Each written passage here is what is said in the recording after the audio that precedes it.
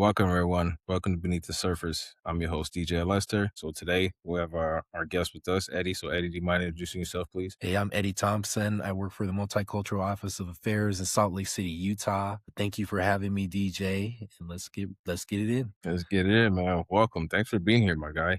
Thank you. Um, how are you feeling mentally after all that's happened? Mentally, physically, I'm in much better space. I think, life is short, man. And as you go through different health challenges or different life challenges, you realize that life is short. So I'm just thankful to be alive, blessed to be here talking to you today. Yeah, Because it turned out totally different. And so I would just say, take care of your health. Make sure that you take the time to, reflect on your time and make sure you yeah, manage your lifestyle. yeah. So obviously, thanks for sharing those insights. Like I said, it's blessed to have you here. Thank you. You just recently just got a promotion too as well. Yes. So I was at So, L3 Harris Technologies for 20 years, and it was a great opportunity right out of college. And, as you grow up, as you kind of learn who you are, things change. And yeah, so this was an incredible opportunity for me to work. I do a lot of things outside in our community, working with youth, building youth programming. I have a Black history program that we focus on every year. We try to get out in the community and emphasize the importance of Black history and telling young people stories and why that matters. And so this opportunity came up this year, and it was at a critical time in my life where it was like, I know now that this is what I need to do. Being in a yeah, community, working for our youth and for our adults in our community and building relationships. And so this opportunity allows me to build youth summits. So we just completed the yeah. summit about 2 weeks ago. 220 kids from West Side Salt Lake across the That's valley. We had mentors, about 20 mentors in that event, which was incredible. We had different performers, and it was exciting to see the youth come in encouraged. We ended up with 210 kids, but there were 90 kids on the wait list that okay. wanted to be there. But because of the space, we could only get, 200. So it was just a blessing to be able to every day come in to work knowing that we're building for community and youth, the things that I'm passionate about. And it's just so fulfilling right now for all the things that I've been able to do, been more fortunate to work with and things I've been able to do. It was like that was my job every day for the last 2 Yeah. months. It's been incredible. Congratulations on that promotion, man. Like Thank you. seriously. So with that being said, like what is like life, what is the biggest lesson you think life has taught you up to this point now in your life? I think so. I kind of said something a little bit earlier. Life is short. And Yeah, so, really finding your passion, really finding what drives you. I spent a lot of time doing things that I didn't necessarily want to do work wise. yeah, And, when you really think about it, you only have a short window. You don't know what tomorrow will bring. When I had health issues earlier this year, I had a million things I was supposed to do that weekend. And when you get stopped from doing that, things come to perspective. And so I think life goals is, finding your passion, finding what you believe in, what you love to do, and making something out of that. It took me a long time going through, junior high, high school to figure out what my passions were and how to make a career of it. And so here I am 20, years later after high school, finding that, knowing what the passion is, yeah, knowing what my drive is. And even though I work some extra hours now, it doesn't feel like it because it's what I love, it's what I do. And so it's I think finding your passion early, finding the things that you want to do, that you believe in, that makes a difference, whether it's your community and others. I think that's so important. yeah. Thanks for those insights, man. That's inspiring and very powerful, man. Thanks for that perspective, man. Thanks for all you do. You should know that. No, that's very inspiring. So with that being said, I can kind of like dive into sports a little bit. Do you feel like as getting older, does that change how you view sports and life basically as you got older? You know, that's a great question. I think now as I see it, I see the bigger picture and have a better understanding of what sports is. I see it today as you got to put in the work. Again, if you're passionate about something, if you believe in what you're doing, you got to put in the work. So I see young people today.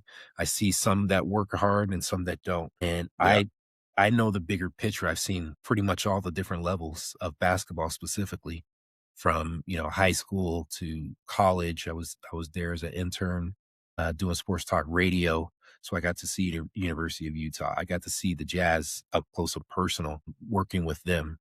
And so the folks that put in the work, talent is one thing, but Uh, talent won't sustain you. It's the work. And there's so many workers that, I see the game totally differently now with the understanding of somebody's always working harder than you. While you're asleep, somebody's always out there working. And so, you can't take anything for granted. Now there's NIL that's involved and things like man. that. And so it's a different structure. Yeah, You're getting paid to play.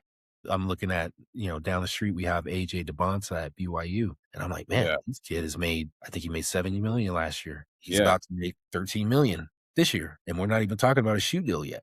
Right. yeah, So it's it's much more competitive. It's much more challenging to get those top spots. And then when we go back into college specifically, it's a situation where, there's so many kids in the portal. Well, where are they yeah, going? What's happening, right? They think that it's easy just to jump to different schools and for the top crop. Okay, yeah, that's true, perhaps. But what about these other thousands of kids that are in the portal and yeah. perhaps they're not getting their education and things like that? So it's a different ball game in so many levels. Definitely agree. Like the like games came out and things like that. You know what I mean? So we were playing those games, but using our name and likeness. But we couldn't even take a lunch meal or anything. We would we couldn't take anything at all. People try to buy stuff or take us to lunches. Like, nah, you couldn't do it. I mean, obviously, there's some people that bend corners, but in reality, that was the standard rule and expectation. Once they got the breakthrough, like you said, nah, players just hop. Hey, I'm gonna go here, in Yeah, Miami one day, yeah, there other yeah. side of the country the next day. Like, bruh, it's so accessible and all the money they have. But no, I agree with your assessment. It's just a different ball game nowadays, and they got so It's many more different. resources, so many more treatment. Like, man, we got through with the bare minimum. Right. It worked, so And I'm but, just looking at the tools. I'm looking at the tools, like, like, I think back then, back when we were growing up, it was like, you gotta, like, watch live, right? You can't, yeah, you can record, I guess, but, like, today, I yeah, can get on my phone, I can look at some drills and be like, "Oh, okay, we can do that right now," right, right? Right there. And so back then, it anti was like, you're just trying to play pickup games or do whatever, and yeah, there's so much more resources now. yeah, it's a crazy perspective, so, yeah, but thanks for your insights on that for sure. Do you remember when we first met? I think it was at True Vine, Yeah, long time ago, True Vine Baptist Church in Kaysville, yeah, Utah. And so I don't remember the exact time. I remember the rough time frame because you would be coming to church with my brother, Mike Thompson, and I got to know you that way first. And then it translated onto the basketball.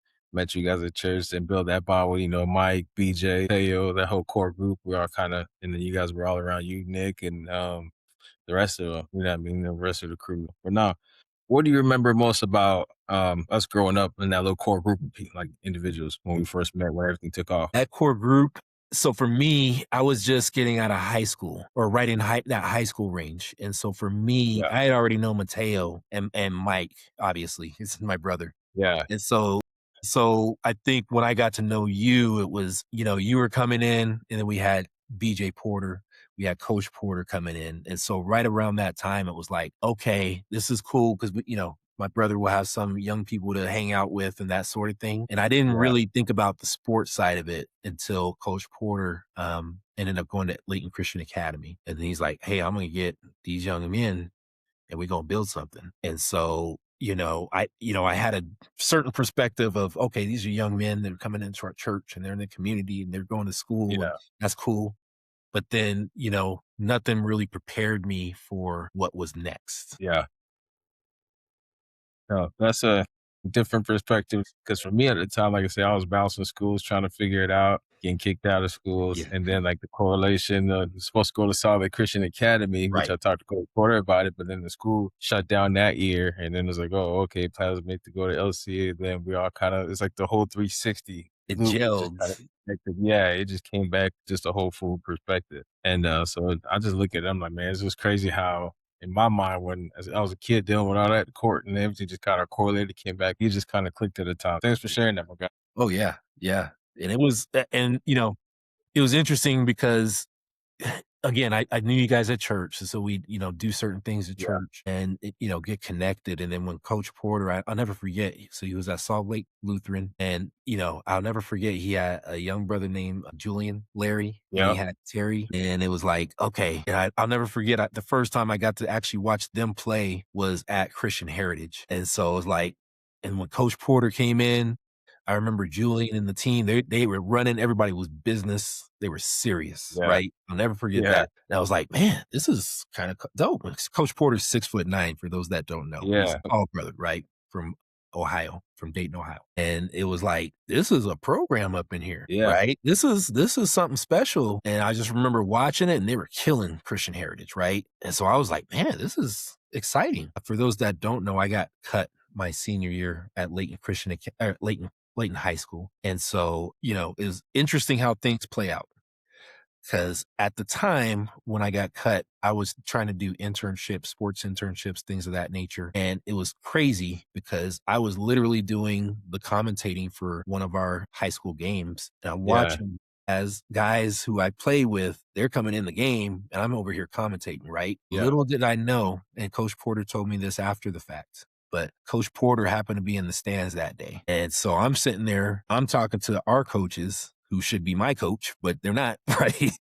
And Yeah. so Coach Porter, so our team is getting killed and they cut all the brothers off the team, basically, except for one. And so, but at that time, I did not realize that Coach Porter was actually in the stands watching and observing everything. So he's seeing me commentating, he's seeing who's playing, and he's like, what is happening here, right?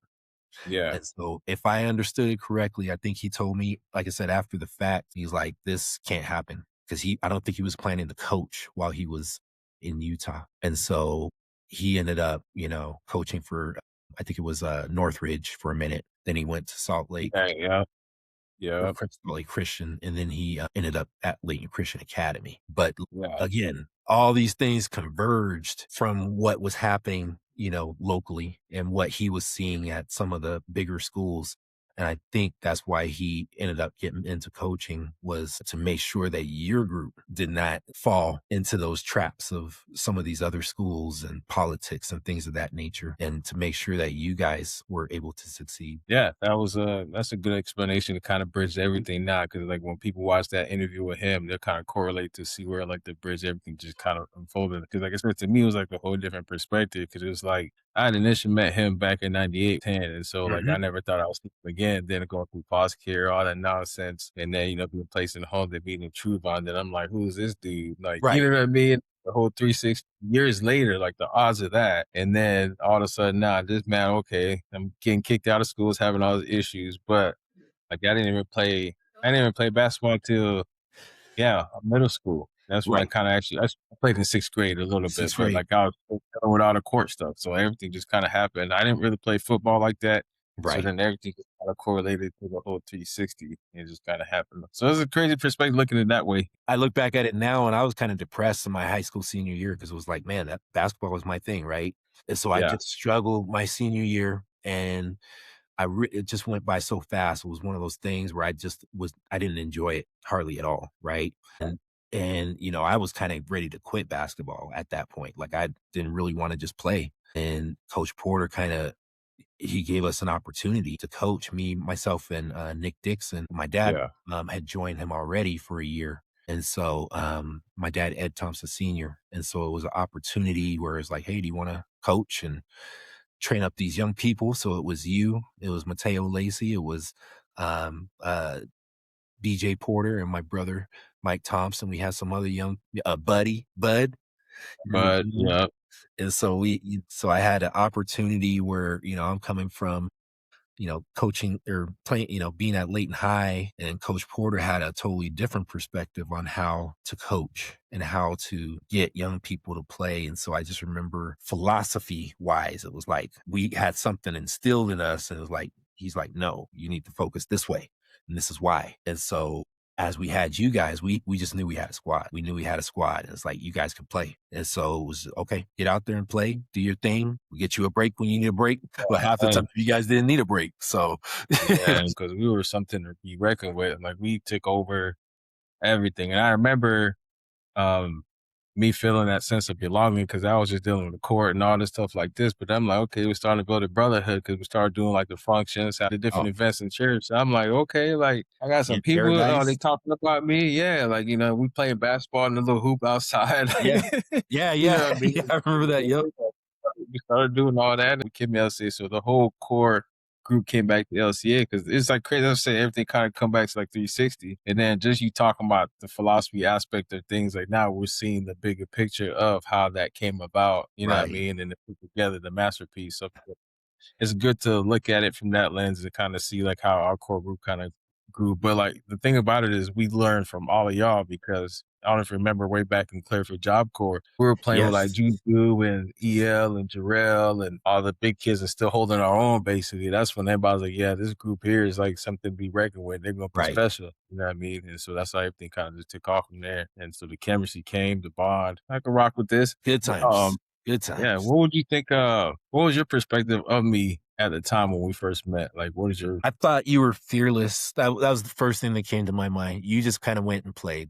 You kind of did what was asked of you. And, there wasn't really a lot of pushback, at least for me, to me. And so it was just like, you kind of just went and played. It felt like to me, you weren't like phased on anything. And, we were like, because you guys, again, you were young. And so we were just salivating over what you guys could build and can be. Like we had a good idea that you guys were going to be a special group. And so for you, it was just like, man, this is a good young man. And that's, the thing that I always took with me. It was like, we had a good group of kids. We always had to get on Mateo. We had to keep up with him. But I take turn? felt like, it was just like, man, we got something special coming. And like, we knew it. We knew it. We could see it. We didn't want to push it ahead of what it needed to be, but you guys push each other. And so, it just happened naturally. And we knew it. Like we knew this was a special group. And I think even today, as you look at it, you guys are doing an incredible job in the community building and doing different things. We just Yeah, knew. yeah, And so our thing was just keep pushing the right way as much as we can. Keep, keep you guys protected yeah, in a way, because some of the things that we had to deal with in some of these counties and some of these places, yeah. and those experiences built you up, I think, into what you became. So, Yeah, no, that's it. I had an opportunity, I think, when you guys were going into your senior year to coach at another place. And I remember doing the interview and I was like, you know what? I don't want to do that. I want to stick right here and see this out. Like I wanted to make sure like this, I knew it was going to be a special season. And Yeah. so it was like, we got to watch. We got Senior year was something impeccable. We put everything together. You know what I right. mean? It was like a combination of all those years getting cheated, the 2-pointers, the 3-pointer, all the foul counts, the ratios, like Falcons. it was so much chaos all those years, but we was like, you know what, we're gonna have to put it together. Literally, we had to go out with a There bang, you go. put it all There you go. together. Yeah. Everything came together, just tied everything, and we ran so much. We, like you said, we pushed each other so much, and it was like a memorable year. The way I look at it is just like culmination of everything. It was, we could see it coming. We didn't know how it would play out, Yeah. but you could just tell you guys were built for greatness together. It was a different vibe, the court. Like for what we did, it was crazy. That's why I said we'd love to get some of that NIL money nowadays. Oh man. Oh man. Like I said, it's different world. It's a different world now, man. Girl, man, Lord. it's just crazy thing, man. So no, yeah, So y'all. again, because you were kind of quiet. You kind of just went through, you kind of did what you were supposed to do. And so for me, it was like, I'm coming up, I'm coaching, sometimes I'm part-time teaching, and then it's like, go home. Right. And so I didn't always have the deep, deep, deep conversations that like you and Coach Yeah, Porter may have had. And yeah, some of that's when I'm there, it's like I'm focused on the team aspect and we're trying to get things done. And I yeah, think that's one of the things that I've learned over the years is like, you really got to build the relationships. And so when I yeah, look back, even though we had relationships, it was like there were certain things that happened that I should have known. And if I had taken another step to ask those questions, perhaps we get to a different point, right? And yeah, perhaps we address things at a better time. And so for me, yeah. it was like, even though we were there, it was always kind of like, we're on the go. We're getting to the next. You remember we had to practice all over the place, so we're always trying to practice here and Yeah. there, and we're going all around the valley and Your stuff. schools to Marshall White to the Armory to Armories, churches. I mean, we were all over the place. So my thing was like, find a space, literally. yeah, my mindset is always, okay, what's next? We got to get this. We got to do this. We got to, logistics, right? We got to do X, Yeah, Y, and Z. That was always my yeah, mindset, and I think Nick, Coach Dixon, one of the things I learned from him specifically was being in the moment because I was not Yeah. in the moment most times. Like I was always thinking of the next thing. He was always, this is what's in front of us now, right? Yeah.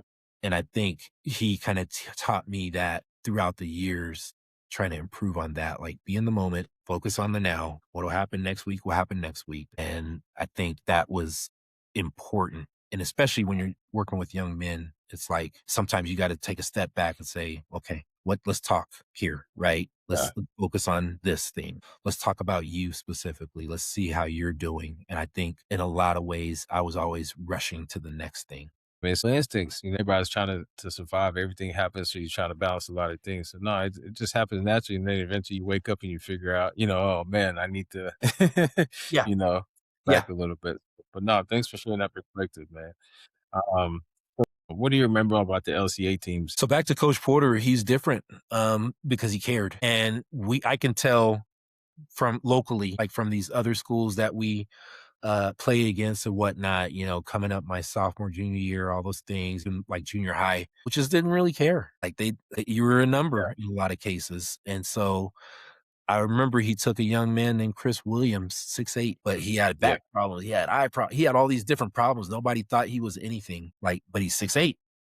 yeah, And Coach Porter took him under his wing, and he did that with a lot of kids. He took kids under his wing, got them in their house, and like, somebody, most people would have looked at Chris Williams and just said, "Okay, whatever." yeah, How did Chris Williams get to University of Wyoming? Because Coach Porter cared, right? You look at Coach Porter's coaching tree right now, and you have several people that are out there coaching because he instilled the love of the game for them. And so it was immediate. Like once we got to know Coach Porter, it was like his passion. He reminds me of Magic Johnson in a way, just how he yeah, tells the stories. And so yeah, he gets you excited about something, right? Because that's his passion.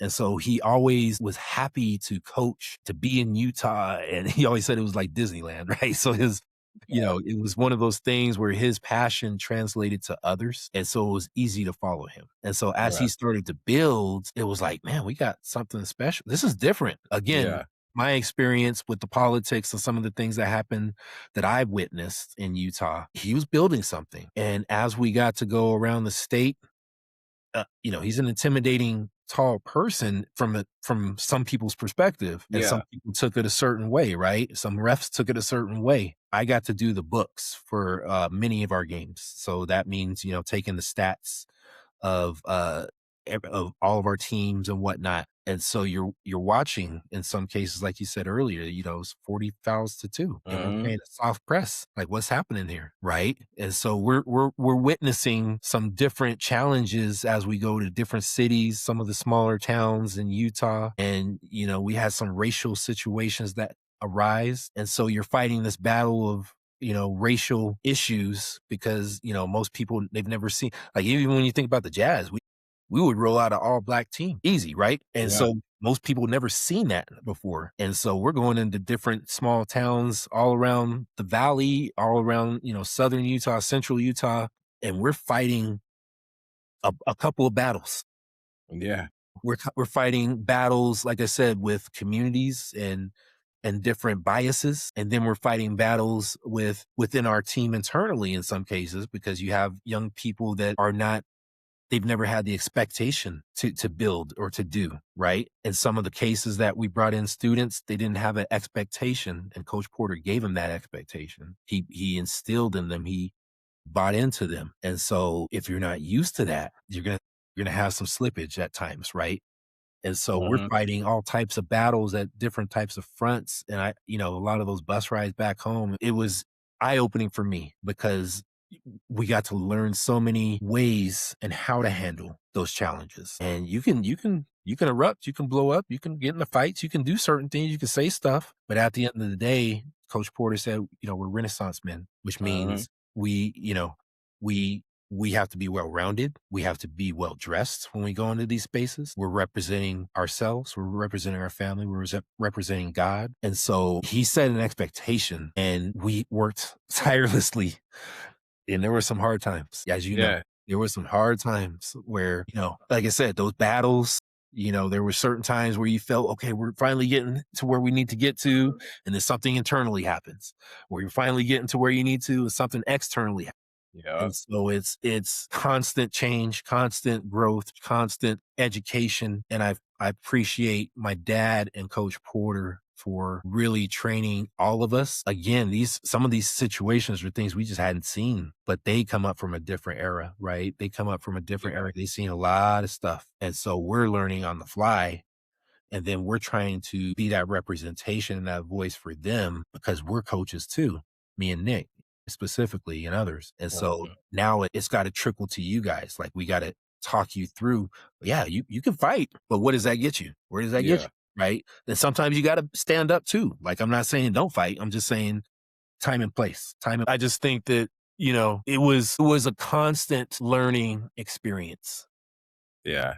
Like I definitely day agree. to day, whether it was we're not working hard enough, and you know how Coach Porter was. He's gonna get on you, right? You gonna run. You gonna It do was some. that, You gonna get on it's you. that tough love. Tough love. Tough love, yeah, it was see, the reason why I ran as hard as I ran all the time, you know me, I always gotta finish first, you know what I Yeah, mean? Everybody wanna run next to me. I said, I just bro, to me personally at the time, like, people don't realize this, that was me, my way of channeling all that pain that I was going through inside. So for me to kinda tame that, I had to push myself to that limit. So, like, that's why I was always finishing first, like, "Nah, I gotta get to it." But at the time, like, people don't realize my foot was still messed up. I still was running fast and doing everything, but my foot I don't know if you exactly. guys remember that. Yeah, I was talking I about my remember. foot. Yeah, my foot and my hand. But we'll talk about the injury here in a little bit. Yes, yes, Yeah, and that's that something I didn't know either. Like because that's again, you just did, and to me, again, you did the. I felt like you were just trying to do the right things overall, right? You just went out and played, and yeah. so when I watched you, it was like, man, he works hard, but I didn't understand the pain behind it at that time. Yeah,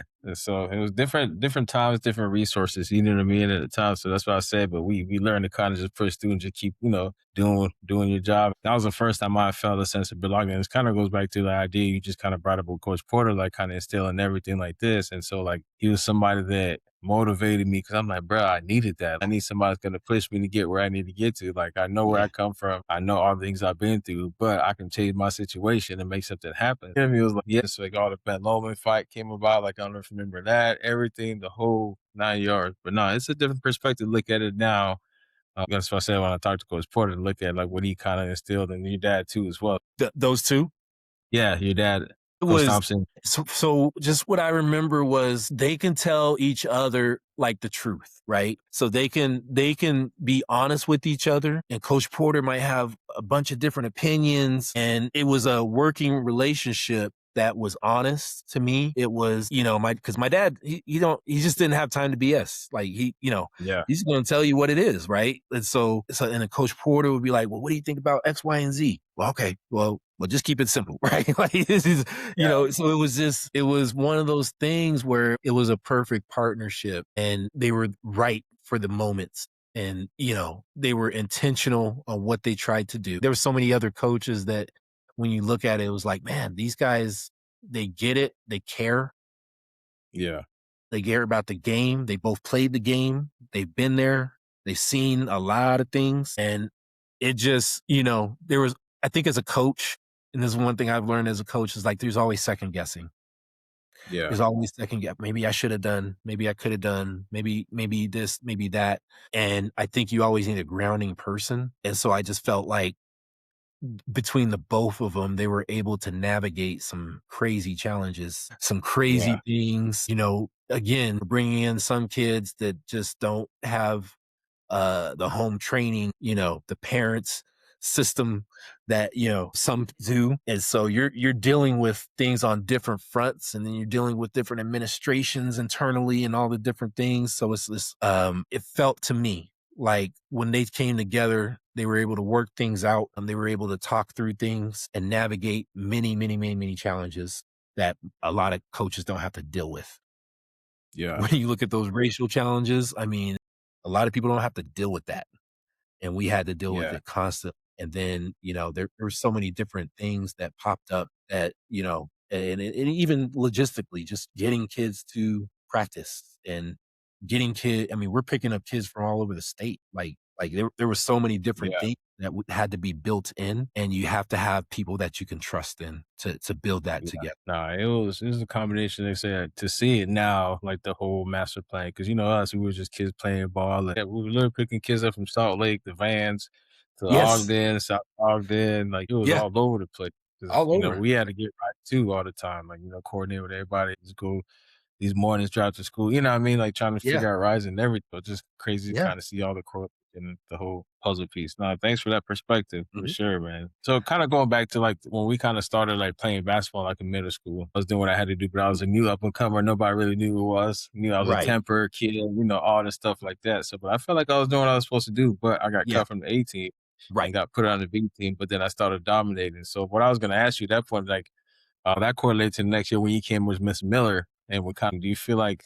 Did you see an obsession with me from that year after that? I felt like because I remember hearing that you got cut, and then when I kind of came on, it was like, why did he get cut? He is Yeah, an obvious athlete on this court. Like it made no sense to me. But again, context is everything, and timing is everything too. And so I hmm felt like you guys as a group, you specifically, I would almost forget to take you out because you were just playing. yeah, Like you just went out and played, and it was like, oh, I got to get him a break. You got to get some rest at some point. But I would just play you guys, and it was, other than Mateo, where it was like, okay, sometimes it was grades or whatever, and we were told we couldn't play him they at certain times, and yeah, so that was messing up our dynasty squad. But yeah, I think for you, it was just like he's gonna run the whole game. Like, didn't think about it, right? Between you, Mike, and BJ, it was like, just keep them out there. And then, every now and then we got to get some other guys in, give them a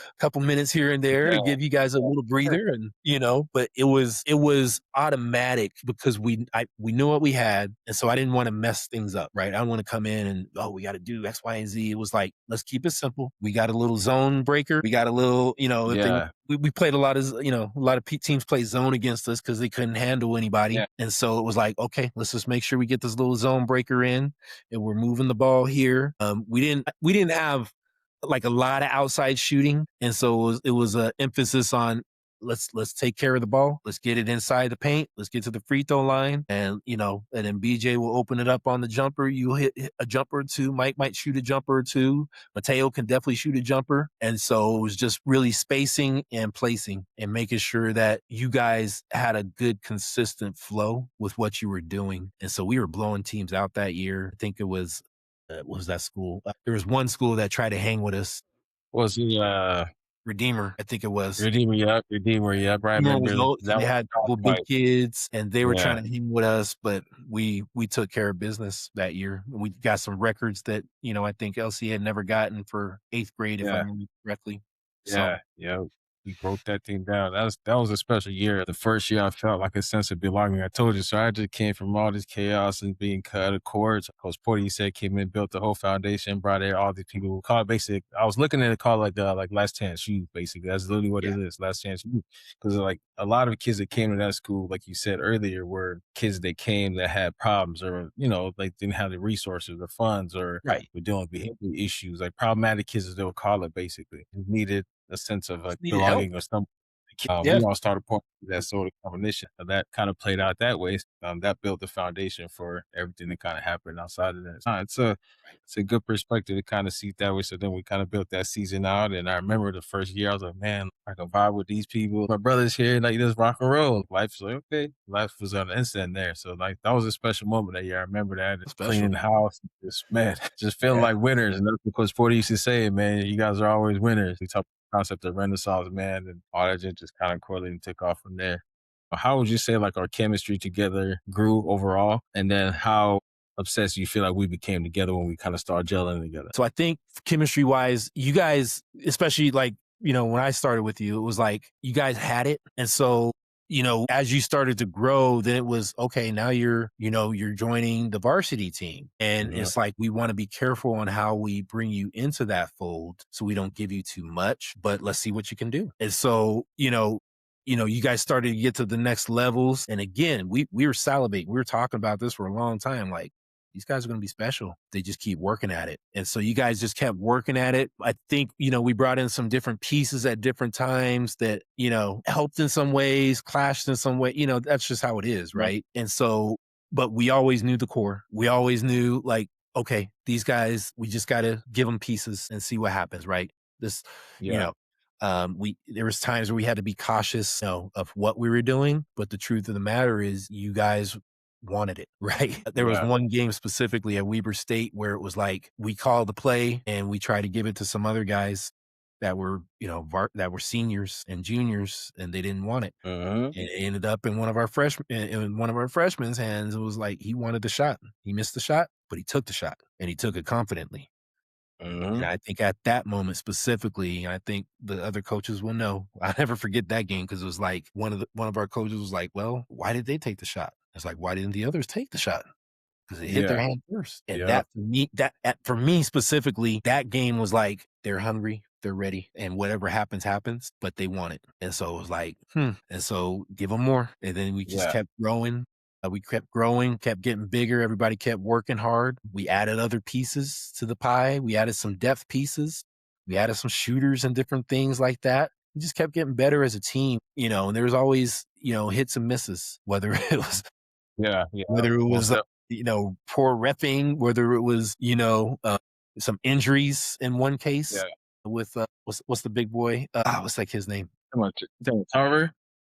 Tarver got hurt, but other kid, what's that kid's name? His brother played in the NBA. Oh, Cortland. Portland, like he got Yeah. injured. I think you got Yeah. injured too that game, if I'm not Yeah. mistaken. It Yeah, did. It, you yeah. know, We had a lot of and injuries so just we were pop up. right there. We were right Yeah. there, and you have a couple injuries, and so it's always trying to get beyond to the next point and trying to build. And it just felt like there was always something in the way, Yeah. right? And There's always then some roadblock. there's always some roadblock, external or whatever. We had the game against Christian Heritage at Judge at Juan Diego, excuse me, where Yeah. we're That one. playing for the tournament, and that's a game we should have won, and we Yeah. blow it, right? And now we get a worse spot in the See, tournament, end up getting knocked out, right? it was like a It whole threw big everything off. You win that game, it's a totally different story, and so easy walk. things like that. And then we get to your senior year again. Like I said earlier, I think I had a choice to go coach at another school. Yeah. And then when I looked at it, it was like, you know what, this could be a special year. Let's ride Yeah. this one. Let's see how it plays out, because this is it, right? And then Yeah. for me specifically, it was my brother. It's his senior year, and so that was a magical season. I don't remember losing a game. I'm trying to. I think we probably lost one. We went 25-2 that year. 25-2. Yeah. And so We it was lost them early on in the year, but after that, once we kind of started right. gelling, that was early on in the season. But Right. clean out one region and then just went through the whole thing. And we were showing up and dunking in the warm-ups, like everything just kind of kicked off from there to gelling. We knew we had to close the chapter, basically. Remember, we had gained momentum, and Yeah. so I was grabbing the board. So on that free throw I went up, I remember Free going to throw. go grab the board, and the dude Yep. took a cheap shot, cut me down. Yep. And I remember just to look at my kneecap was over to the side. I'm like, I felt like I let the team down. I'm like, oh my God, we're about to win this thing, clean Right. house. You're right And I there. remember to the bench. I'm like, oh my God, I wanted to play so bad. I wanted to just tape it up. Let me go back in the game. I was like, oh my God. That was like my way of just kind of getting that aggression. I was like, oh my God, I'm trying to play. I'm trying to play. So I remember just sitting there like, man, like we were so close. And then going to senior, just kind of, cleaning up. That was a hard one. That was a Yeah. hard, because we were right there. We were making Right that I think it was in the third quarter push going into Yeah. the fourth quarter, something like that. And we were Yeah, I like was right close out in the there. fourth quarter. You went Yeah. up to get that thing, and they Yeah. undercut you, It was like that, crazy. the momentum out of the whole game. It was just, that was Yeah. a year where it was like we were just right there, but things Yeah. just did not work out, because I think we lost to Christian Heritage, our rival.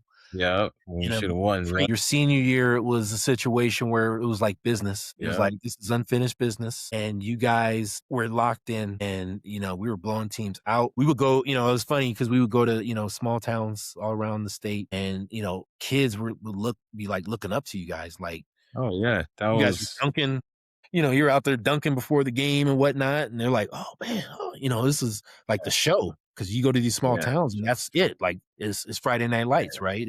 That's what they Yeah. want to see. And so the whole town comes out to see us, right? And so it Yeah. was just one of those things where, it was a dream season on so many levels to Oh, see yeah. you guys get to where you got to. You worked through things, you fought through things together. And even like that championship game, it was like, we're here. We finally got here. Yeah. And there's a song that says, a Christian song that says, "I don't believe you brought me this far to leave me." And Mhm. it felt like we weren't going to lose that game. Nah, it was Like just there was no way. beautiful.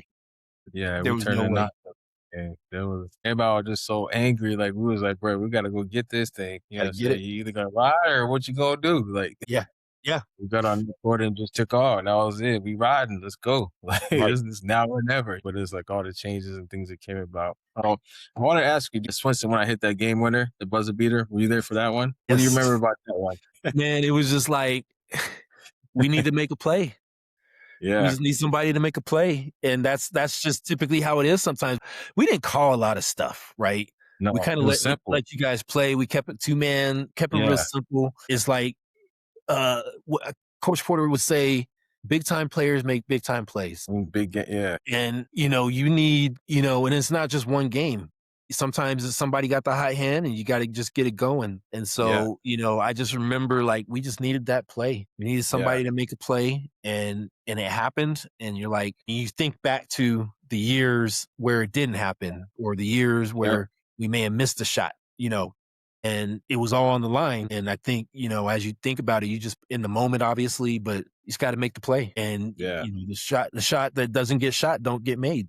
One of those things where I think all those challenges and the buildup is like, you miss a shot, but you got to take Yeah. the shot too. You got to. You It got was to. a beautiful setup because we were running stack high, and you know what I'm saying, it was a pack Yes. cut through, but I was known for being sneaky backdoor, like on the Back board, door. everything. Yep. And so I remember just sitting there, so because he was intertwining between me and EL that game. So he put me in the game, he called stack high. So we had pulled out, just kind of running the clock down. You know what I'm saying? Like, okay, we gotta get what we want. That's what you guys used to say, like, get what we want. Okay, Right. cool. The ball in the middle. Yeah, Drell was in the middle dribbling. The ball had got to him. So I'm sitting on the backside. So I'm like, okay, Right. cool. But Coach Porter tells me, he's like, hey, D, scoot up your seat. I'm like, all right. So I scoot up. Right. Well, a red flag went off from my head. So the moment I saw Jarrell, went Uh-huh. right. So I'm like, oh, okay. So my head, like I saw the play 360 happen in my head. It was like, okay, You the see the friction D. is he's gone. Dude's Right. on his hip.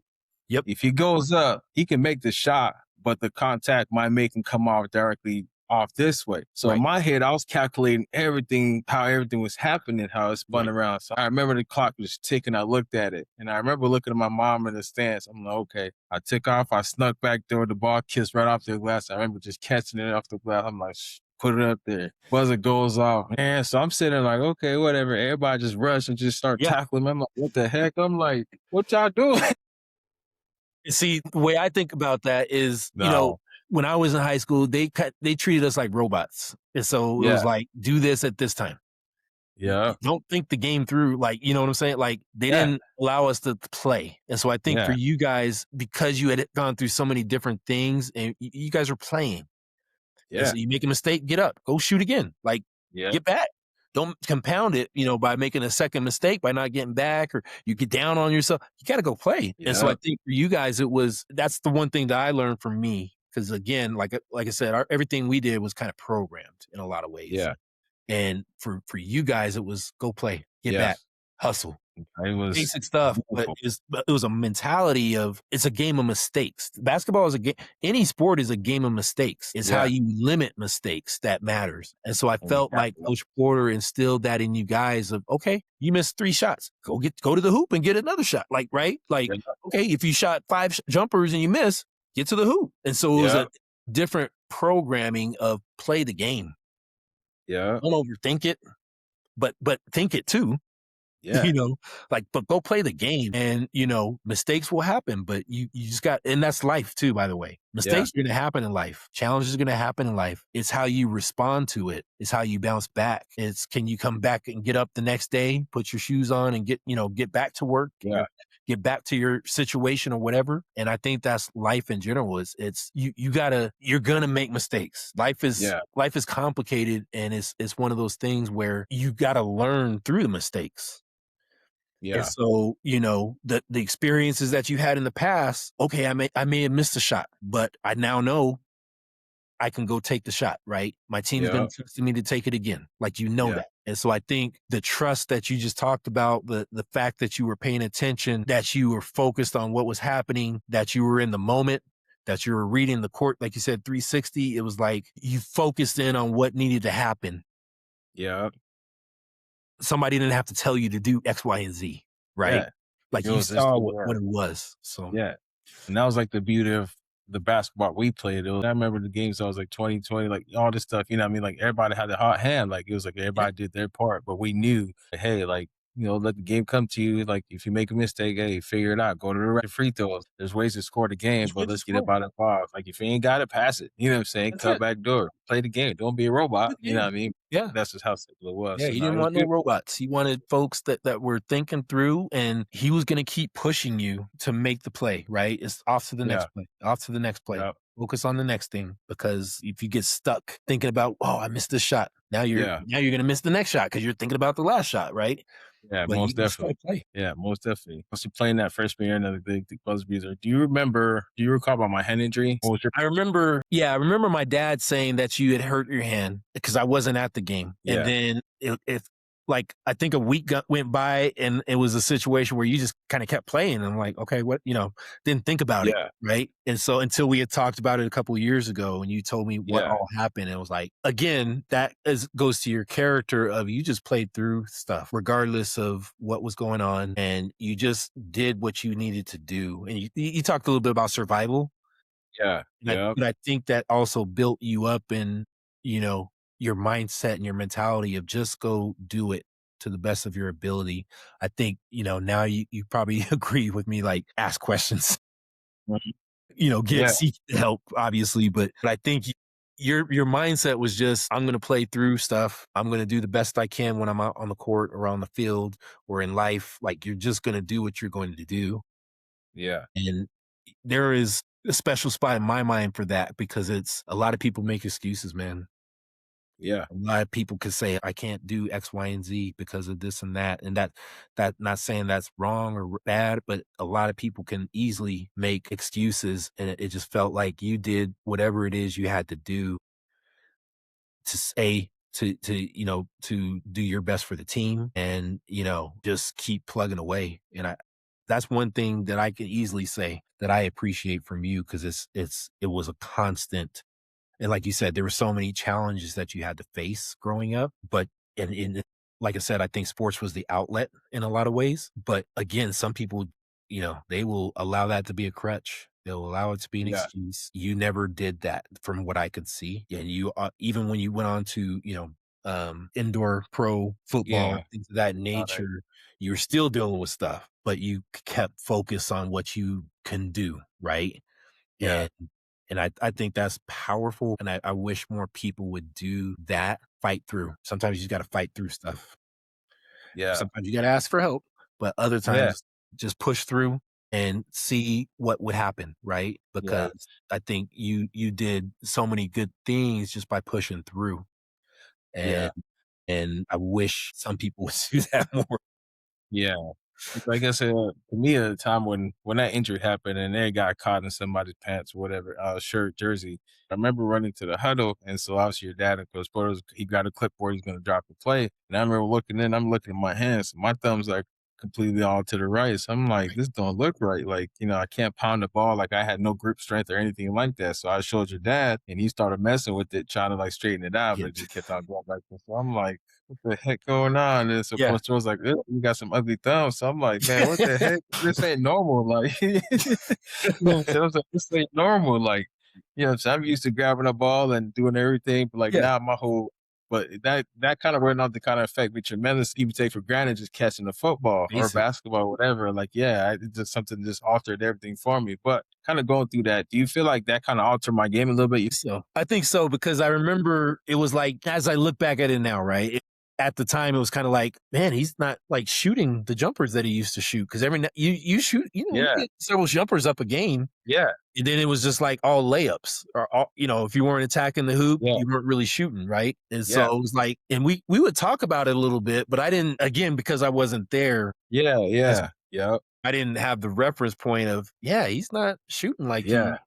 I just we That's had me. with Yeah. conversations like, yeah, he's not really shooting the jumpers. Like he's open, Yeah. but he's not It's taking it. it's crazy to me. I had no stability in my thumb. So when I put the ball up here, it felt like the ball was gonna slip out of my hands all the time. So then Right. psychologically it was like, okay, everything structurally is here. It's Mhm. good. But psychologically something is wrong, but I don't know what it is. Like my check engine light came on, but I just don't know what it was. I remember the week after that, we played even like I went to go dribble. So I dribbled to my right and it felt like there was a lump on the basketball. So I'm like, Right. what the heck? So I passed the ball. I'm like, okay, this don't feel This right. Cause ain't that's that going right. freshman year. I just started going to the paint and doing like layups and everything. And I started going Yeah. more so left and everything. You know what I mean? Every time I go up, I remember a couple of dunks I went up for and the ball would slip out of my hand. So I'm like, Right. It's something trying not to grip right. it and hold on to it, but I had no strength in this. So because it just slipped right down. So I'm Yeah. like, bro, I could just grab the ball and dunk and do all that stuff like that. Now I can't grip the ball. So now I had to start bringing it to the side. But no, that's kind of what that kind of altered a lot for me. Like I said, even though going to college, I know being a receiver because I played safety my freshman year. They're making great plays, but it was like I had a couple of drops Yeah. because of, when you're in that league, you got to make the catches. But this was something I figured out way after I got done playing. But we still did what we had to do to kind of close You everything did out. what you had to do, and you made plays again, like, it didn't slow us down per se, right? Yeah. It was just, because the other one was my brother where he wouldn't shoot jumpers too. He would get you a quick Yeah. 6, and Mike was done. Mike was like, "I got 6." And so we're like, "Shoot the ball, man." Like, why can't we get Yeah. guys to shoot jumpers? But, when you guys were always you were always in attack mode, and so it was like, you were Yeah. always aggressive getting to the hoop, and it was like, "Okay, if you're gonna take it to the hoop, take it to the hoop then," you know? Yeah. And so you always get in contact, getting to the free throw line, getting the layups, playing tough D. And so we were we were kind of a smaller team, like Yeah. everybody was like 6'2". I think BJ was like 6'4". And then we had Yeah. Brett at 6'6", I think, 5. and Yeah. six For five. him, right. Then we had little Dominique as, 5'10" or whatever he was, Yeah. 5'8", whatever he was.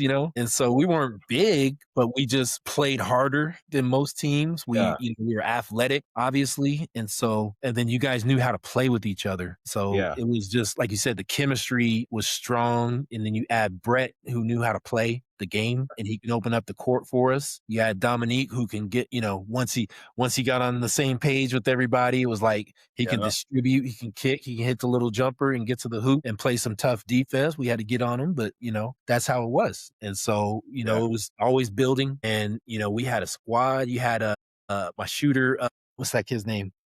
Low. Low, Lucero. Sweet Low. Yeah.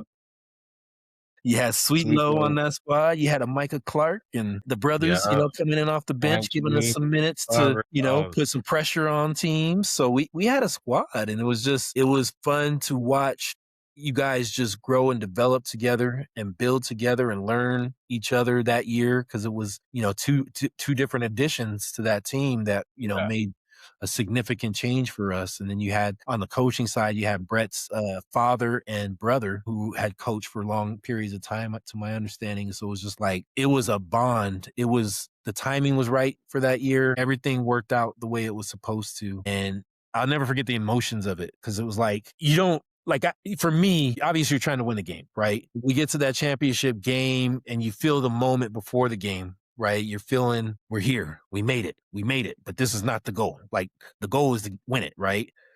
Yeah.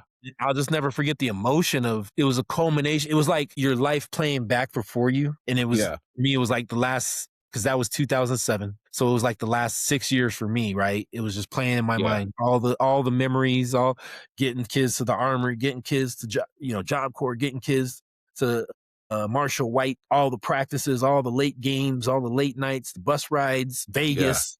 Vegas is its own category. And it The was just whole like, it was overwhelming for me, because it was just like, I wasn't prepared for the moment. Obviously, we were Yeah. just trying to win the game. Yeah. And when it happened, it was just like, I looked at Coach Porter, I looked at my dad, it was just like uncontrollable tears. Yeah.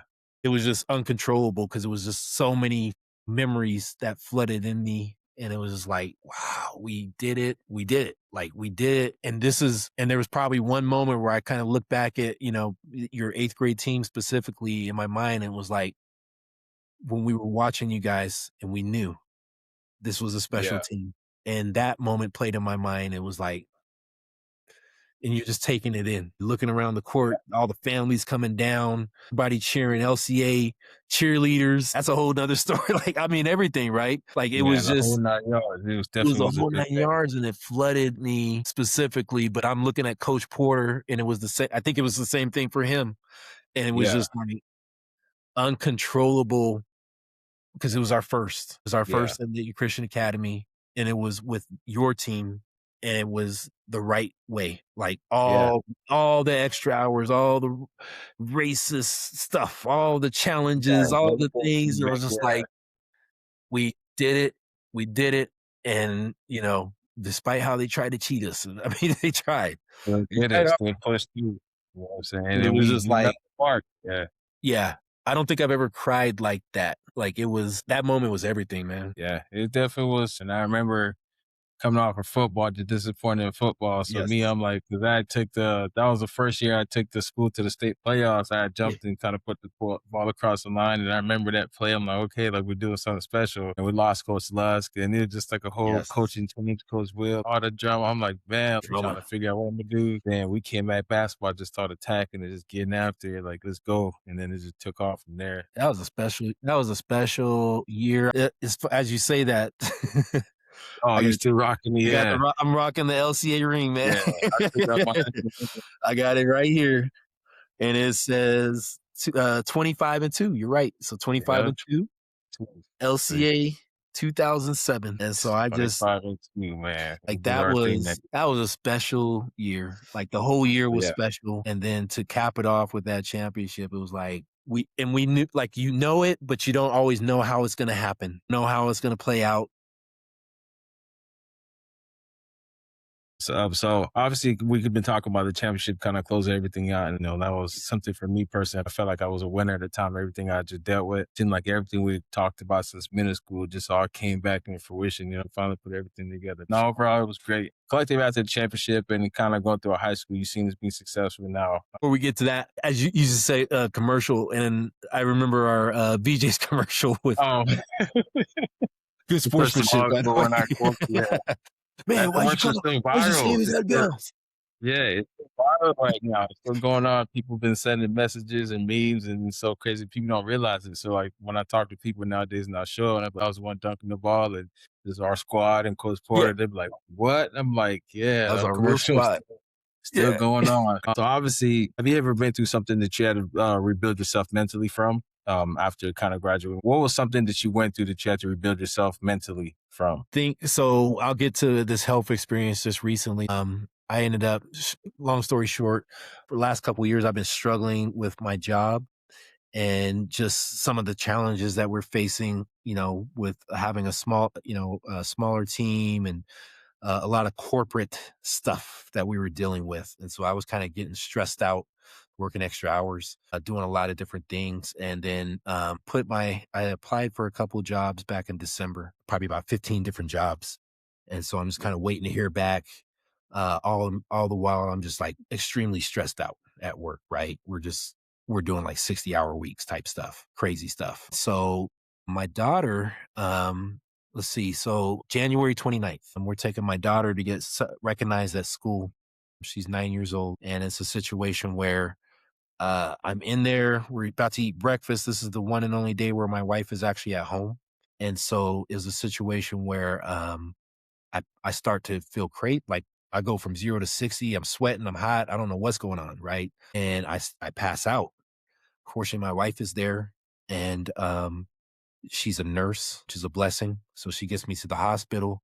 They're looking at me, trying to figure out what's going on. They find all these blood clots in my legs, in my chest, and there's one in my heart. The one in my heart, they're like, we got to get this blood clot out of you. right now, open heart surgery. I got 2 minutes to process. My dad's in there with me. And I'm like, okay. And I'm like, okay, God, like, I don't know what's going on, but I guess you got it. Right. Yeah. And so they literally had my chest marked up. Right. And they cart me into the room, and then they put me on the anesthesia or whatever. And when I wake up, I'm like, well, did they cut me? What happened? Let me see the cut. And my wife's like, they didn't cut you because the blood clot had moved. They didn't know where. So now we got to figure out where it was.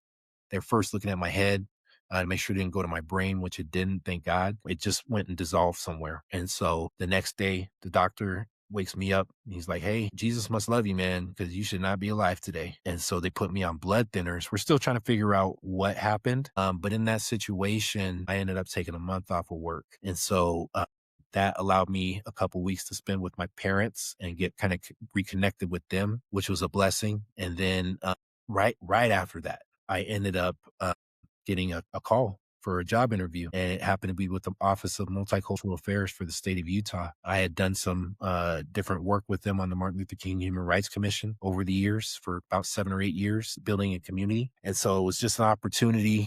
I mean, they took 2 weeks. There was 180 people that applied. I ended up getting the job. And so again, remember when right after I got back home, pretty much February 1st, February 2nd, I took the whole month off from work. And so I really didn't realize how much I needed that, right? Just to Yeah. rest and get my bearings and figure out, like, health is important, and trying to figure out how I was going to navigate this thing. And so I ended up going back to L3 to my job for 3 days. And then I went right into the new job. Yeah. And this is a community initiative role where I get to work with youth. I get to work with community and build youth summits. And so it's right up my alley. And so it was a blessing that I got that month off and just got to rest and focus on my health and focus on, like, some of the things that I'm doing and how I'm doing it. And I'm 45 now, so I'm getting old, but it's like, you can't do all Right. the things you used to do anymore. Like, right. So it's like, okay, I got to delegate better. I got to plan better. I can't take on as much, because as I was realizing, when I was in the hospital, I had a million things I was supposed to do that weekend. And it's like, Yeah. you can't do it. You physically can't do it. And Yeah. so I was delegating stuff. It was like, oh, this is too much and it's not healthy. And so I had to really focus on my health. I had to focus on what's important in life Yeah. and for the family, doing those type of things. And you can work yourself to death easily, right? Like, Yeah. if you allow yourself to. And I was Most headed down definitely. that path. And it's like, I have to take time for me and really focus and prioritize what's important, because work will always be there. But family, friends, prioritizing those things are critical. Yeah. And so thanks for sharing that perspective. I think thanks for sharing that. Um, so what do you think sports teaches individuals about adversity? We went through so much adversity. And, when I think about what I went through at high school, it was nothing compared to what we had to deal with LCA, like, not even Yeah. close. Like, it was, we were focused. We would wear, me and Nick, we always laugh at this because we would rent a tuxedo, Yeah. and we would go to my mother-in-law's shop. So we rent a tuxedo on the weekend. The tuxedo, we would Yeah. go to a game on a Friday, wear the tuxedo. Then we go to a dance on Saturday. Then we take it to church on Sunday and return on Monday, right? And so it was stuff like that where we Yeah. were just, we didn't have to focus in on the stuff that you guys had to focus on, Yeah. right? Just existing was Yeah. hard, right? Something like you said, logistically, it was hard at times getting to Yeah. certain places, run out of gas or whatever, all the Yeah. different things that we had to do. Everything. Yeah. It was everything. And then, so I think sports teaches you adversity. It teaches you how to work together. It teaches you, there's a mentorship aspect to it, right? And I think one of the things in life, you have to have a mentor, whether it's a person that's in your field or not. They can provide context, they can provide guidance. And that's what I think of, like, my dad and Coach Porter specifically, where it's like they were coaching us daily. They were Mhm. coaching you guys, but they were coaching me and Nick and other coaches. Like, they were always taking the time. Why did you do this? Why did you think this way? Why didn't you consider this? Right. And so that made us better, because now, instead of being afraid to say something, no, say it, right? And Yeah. see what happens. And so I think just learning with them and then learning from you guys because I was always learning, right? Coaching and sports, and from the coaching perspective for me, it gave me a different perspective on what I felt about basketball Yeah. because now you have to make the decisions. Now you have to make, based on, who's practicing hard and who's not. And now Uh-huh. all of a sudden you're calling the timeouts, you're calling the shots. So it's a different hat that I Yeah. got to wear and really understand the game better. And then, like I said, with Coach Porter's perspective, it was like kind of like in life, it's make the mistakes, man. Because Yeah. my high school year was like, you make a mistake, you're out. Yeah. Right. And so now in my mind, it's like if I miss a shot, I'm out. Yeah. And so I'm playing out of a position of fear. You guys were playing out of a position of empowerment and freedom. If you miss 2 shots, you miss 2 shots. Yeah. Take the shots. If they're the right shots, take the shots, right? We can Yeah. work through the rest, get back on defense, but take the shot. Like he always focused on playing defense first, right? Yeah. Defense will take care of if you play hard enough on defense, you're gonna get a layup, Yeah. right? Easy. And so that perspective changed my whole outlook on life of you gotta take the shot. You gotta just go out and play. You gotta go out and make the mistakes. Go full bore. Go all out, right? And then don't be a robot, And so I think for me, it was 2 totally different things from how I had to play and how you guys watching the freedom that you had to play, right? Yeah. Because through the freedom, you were able to build trust. And through the freedom, you were able to build connection and you were able to grow together and you knew what to expect from each other. You could push each other that way. Yeah. And so it was like night and day difference for me. Yeah. And so it was 2 totally different models. And I think sports really just empowers you on, you have to be a follower, right? Yeah. If you can't follow, how can you lead? Yeah. You gotta be, See? yeah. Right? And so so I think those things are so important. Like, I have to be able to take direction. I have to be able to listen and to understand what the coach wants. And so everything can fall into place, right? And Yeah. so it's important that we follow. We're followers first, and then you can become a leader because Yeah. you know how to follow the rules and how to follow the expectation. And then when the foundation is set for you, you know what to expect. You know that you're Yeah. falling out of that or you're in line with it. Right. Yeah. And I think all those teachable moments, and it's funny you mentioned this because I always get calls from a lot of our past players. Oh, you remember when this happened? We were out here and this Yeah. situation happened. And it's like, again, these things, you had to see it. You had to go through it Uh-huh. because it makes you tougher. It prepares you for life, and it Yeah. sucks. You had to go through it. Like, don't get me wrong, because a Yeah. lot of other kids never had to go through this stuff, but it made us stronger. Yeah, It we had made to us stronger. embrace it. We embrace it as it Yeah. came. You know what I mean? And looking back at everything, looking back at all the years, what would you say you most appreciate about those years? I look at it. I just go back to that varsity that championship game where it was the buildup for that moment, if you will. Like it was, and it is beyond the moment. It's not even just Yeah, that moment, but it was that moment where we got to really just reflect on it. Because I think beyond the moment was you guys were good kids first. Before we talk about basketball or anything, you yeah, were good kids first, right? And even today, you make us proud, right? And so that moment was a piece of the pie. It was a big piece of the pie, but for you to again become Renaissance men, to be productive in society, building, working, connecting. And I look at all of you guys and it was like, you're still doing what we hoped you would do. And it went beyond basketball. At the end of the day, you can only play for so long. Sports, you yeah, can only play for so long, right? Now, my dad's 71, he's still playing, but still, yeah, but at the end of the day, it's we developed Renaissance men, productive men that are in the community doing the best that they can.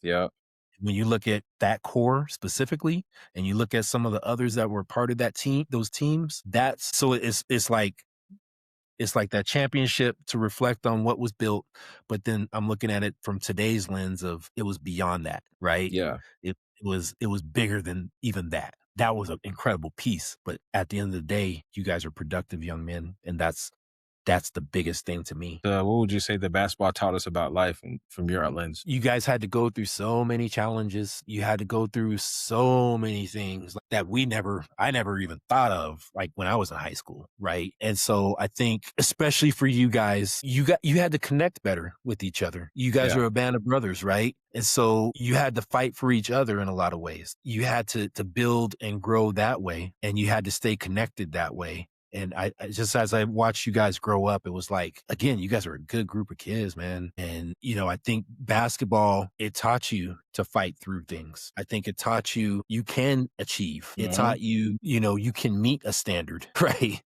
You Yeah. can meet the expectation. It taught you hard work because there was times where you guys didn't want to run. I know that, Hmm. right? You didn't want to do certain things and weight lift and certain things, right? But you guys developed the connection. You persevered. You went through it. You didn't always like it, but you had to do what you had to do, or Coach Porter would have thrown you out. Most. But he would have tossed you out. But he had that rapport where he can keep it real with you, right? Yeah. And I think that was, again, when I think about like my coaches, I had zero rapport with my coaches from 8th grade to, well, my junior year. Like I had like hardly any rapport. Like they didn't coach me up. I had one group of coaches that kind of let us play, so that was cool. But they weren't like, "Hey, how are you? Checking in on you." Like there was none of that. Yeah. That makes a difference tremendously. It It, does. it, Yeah. I mean, it psychologically. Yeah. And so the care wasn't there. The buy-in wasn't there necessarily. I mean, we were good. We still had a good team, but it Yeah. was just like, I didn't have any coaches coming to check on me. And then I look at Coach Porter, and especially in that championship game, I'll never forget this too. He went to one of the other team's players and was like, "Hey, I want to help you get to this situation. This is after our championship game. We had just won." And that's who he is. Like he cared. And so I think that care level transformed everything. And we built a legacy at Layton Christian Academy. It's still a program to be feared right now. Like it's an Yeah. incredible program. Yeah. We But broke barriers. he broke Yeah. barriers. Now, yeah, they have all this stuff now, all the resources. I mean, they're doing some great work up there now. You know what I mean? Feels so Yeah, now they got the that's it. building up there, stage and basketball court. I remember when we opened up that senior year and clean house. It was just the best feeling how to open up the gym and close it Yeah. out. I Yeah. mean, it's a beautiful little thing.